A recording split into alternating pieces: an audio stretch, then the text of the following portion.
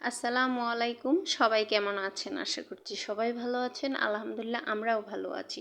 তো দেখতেই পাচ্ছেন ইফতার পার্টি আর বার্থডে পার্টি দুই পার্টি মিলে একাকার। তো আয়োজনটা করেছে আমার বান্ধবী, ওর হচ্ছে বার্থডে। তো আজকে আমরা খুবই আনন্দিত।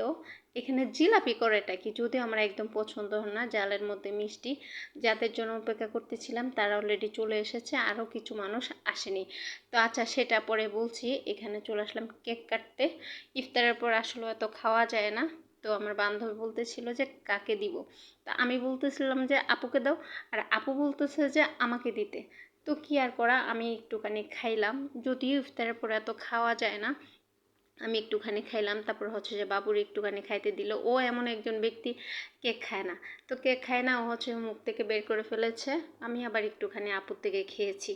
তো খাওয়ার পরে হচ্ছে যে চিন্তা করলাম যে আমি খুবই ক্লান্ত। ইফতারের পরে এমনিতেই একটু কেমন যেন লাগে।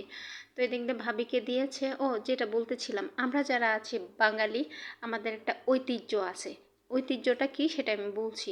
সেটা বিয়ে পার্টি হোক, বার্থডে পার্টি হোক, যে পার্টি হোক, এক শ্রেণীর মানুষ দেখবেন খুব রাগ করবে। রাগারাগি হবেই, আপনি যাই করেন। তো সেম কাজটা আমাদের সাথেও হয়েছে।